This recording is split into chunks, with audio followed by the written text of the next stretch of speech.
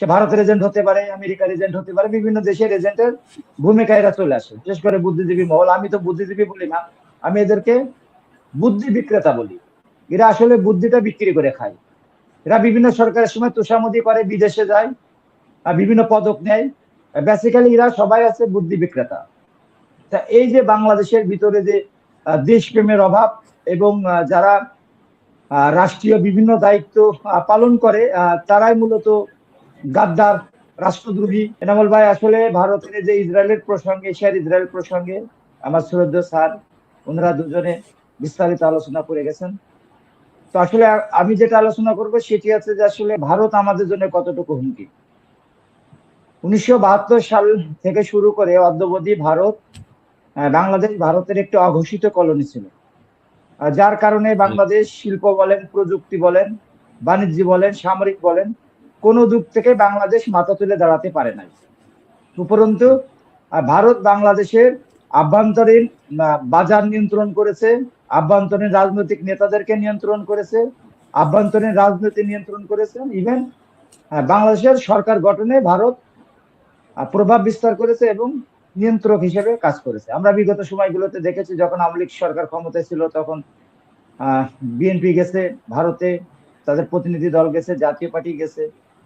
তো তখন বিষয়টা এমন দাঁড়িয়েছে যে আসলে যে মানে বাংলাদেশে কে ক্ষমতা আসবে সেটা পুরোটাই ভারতই নিয়ন্ত্রণ করছে। এবং এই বিএনপি গেছে, তারা যে সেখানে যে দয়া দাক্ষিণ্য চাচ্ছে, সেখানে ভারত বলছে যে তারেক রহমানকে মাইনাস করো, মাইনাস করার পর আসো, তারপরে আমরা ভেবে চিন্তে দেখবো। তো এই যে বিষয়গুলো, সেই বিষয়ের পরিপ্রেক্ষিতে এখন সেই তারেক রহমান, তিনি এখন বাংলাদেশের মাননীয় প্রধানমন্ত্রী।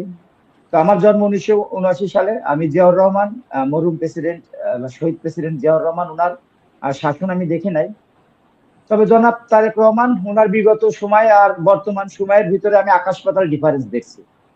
তিনি আগে যা ছিলেন আর বর্তমানে তিনি রাষ্ট্রপ্রধান হওয়ার পরিপ্রেক্ষিতে ওনার বর্তমান যে কার্যগুলি, আমি মনে করি যে আমার দেখা বাংলাদেশের একজন দেশপ্রেমিক রাষ্ট্রপ্রধান জনাব তারেক রহমান। তো জনাব তারেক রহমানের যে চিহ্ননীতি, এই চিহ্ননীতিটা বাংলাদেশের জন্য খুবই গুরুত্বপূর্ণ। কারণ ভারতের যে কলোনি, সেই কলোনি থেকে বের হয়ে আসতে চাইলে চিহ্ননীতির কোনো বিকল্প নেই। আর এই চিহ্ননীতি গ্রহণ করার কারণে বাংলাদেশ দিনকে দিন বিপজ্জনক হয়ে উঠছে। বাংলাদেশের সাধারণ মানুষের জীবন এখন বিপজ্জনক হয়ে উঠছে। স্যার যে কথাটি বললেন যে বাংলাদেশে ভারতের এজেন্টের অভাব নেই, আসলে বাংলাদেশে প্রচুর পরিমাণে ভারতীয় এজেন্ট আছে। আপনি আমলাদের মধ্যে বলেন, সেনাবাহিনীর মধ্যে বলেন, পুলিশের মধ্যে বলেন, আপনি সরকারি বিভিন্ন কর্মকর্তা বলেন, ব্যবসায়ী বলেন, আপনি হিন্দু বলেন, মুসলমান বলেন, সবার ভিতরে ভারতীয় এজেন্ট। আর বাংলাদেশের আমি বলবো যে 98% হিন্দুই ভারতীয় এজেন্ট। যাদের টাকা পয়সা আছে এই শ্রেণীর হিন্দুরা, এরা সবাই ভারতের নাগরিক। এদের এরা এই দেশে ইনকাম করে আর আপনার ভারতে সেটা পাঠায়। তো ভারত যে ইসরায়েলের যে ভূমিকায় আসছে, সেই ভূমিকাটা তার আভ্যন্তরীণ ভিতরে সে কার্যক্রম চালাচ্ছে। কিন্তু এখন আমাদের সতর্ক থাকতে হবে যে তাদের ওই যে ইসরায়েলি যে আগ্রাসন, ইসরায়েলি যে নির্মমতা, নৃশংসতা, সেটা আমাদের দেশে কতটুকু সে বাস্তবায়ন করতে পারবে।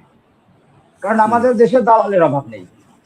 আর আমাদের দেশের যারা দেশপ্রেমিক, এরা ক্ষমতার কাছাকাছি কখনোই যেতে পারে না, কারণ যা ক্ষমতা থেকে অনেক দূরে থাকে। আর যারা ক্ষমতায় থাকে এদেরকে কিনে নেওয়া খুব সহজ, এরা খুব সহজে বিক্রি হয়ে যায়, এরা খুব সহজে বিভিন্ন দেশের এজেন্ট হয়ে যায়। সে ভারতের এজেন্ট হতে পারে, আমেরিকার এজেন্ট হতে পারে, বিভিন্ন দেশের এজেন্টের ভূমিকা এরা চলে আসে, বিশেষ করে বুদ্ধিজীবী মহল। আমি তো বুদ্ধিজীবী বলি না, আমি এদেরকে বুদ্ধি বিক্রেতা বলি। এরা আসলে বুদ্ধিটা বিক্রি করে খায়। এরা বিভিন্ন সরকারের সময় তোষামোদি করে, বিদেশে যায়, বিভিন্ন পদক নেয়। বেসিক্যালি এরা সবাই আছে বুদ্ধি বিক্রেতা। তা এই যে বাংলাদেশের ভিতরে যে দেশপ্রেমের অভাব, এবং যারা রাষ্ট্রীয় বিভিন্ন দায়িত্ব পালন করে, তারাই মূলত গাদ্দার, রাষ্ট্রদ্রোহী।